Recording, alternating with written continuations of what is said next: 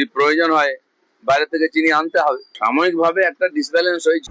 বর্তমান সরকার কিন্তু এক এক সময় এক এক ট্রেন্ডিং জিনিস নিয়ে আসে। এখন ট্রেন্ডিং হচ্ছে চিনি। सोच लीजिए मुंह मांगी कीमत दूंगा। मैं फिर भी तैयार नहीं। হঠাৎ করে চিনির দাম আগুন ছোঁয়া, এক লাফে 20-25 টাকা বেশি।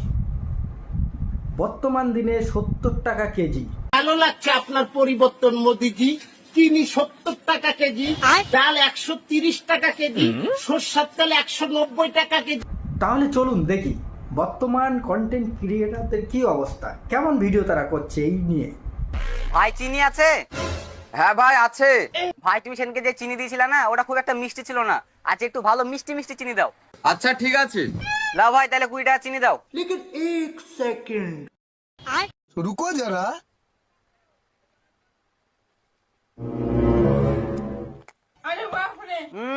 ভাই চিনি ভালো আছে, দাও দি দাও। দি দাও, ওটাই 20 টাকার চিনি ছিল। অনেকেই বলছে যে মুসলমানদের সাহায্য করার জন্য এটা হচ্ছে, চিনির দাম বাড়ছে কারণ মুসলমানরাই বেশি চিনি খায়।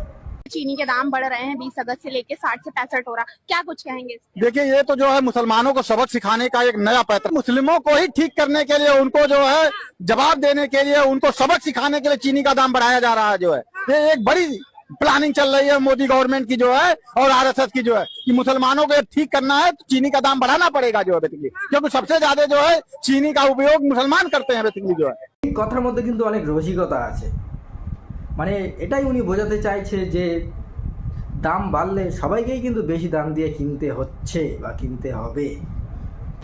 ए भाई टाइगर देख रहा है चीनी कितना महंगा हो गया यार।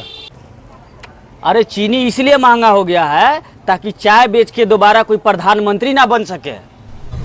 न्यायेन राज्यम लवणेन भोज्यम। সাধারণ মানুষের শুধুই ভোগান্তি হচ্ছে আর ধনী মানুষ শুধুই ধনী হচ্ছে।